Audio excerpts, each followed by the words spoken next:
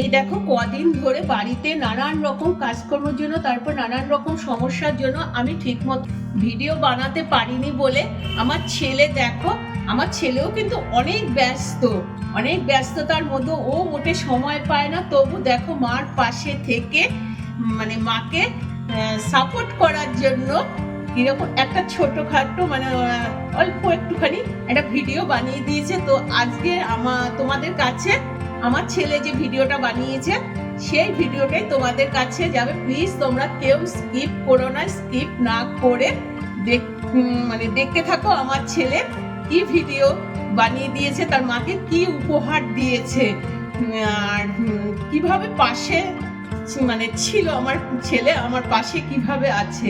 আর আমি চাই আমার ছেলের মতোই প্রতিটা ঘরের সন্তানও যেন এইভাবেই সব মায়েদের পাশে থাকে।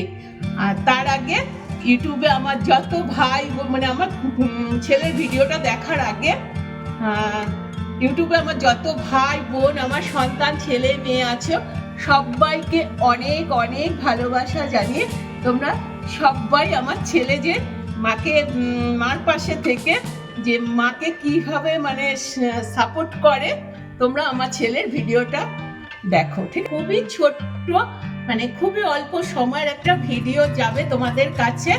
এরপরে এই আমার ছেলের যে ভিডিওটা তোমরা দেখবে, এই ভিডিওটাই আমি পরে সুন্দর করে এডিট করে তোমাদের দেখাবো।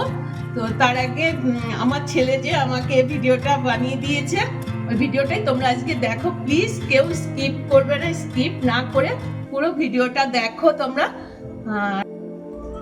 তো চলো এবারে দেখতে থাকো আমার ছেলে আমাকে কি ভিডিও বানিয়ে দিয়েছে।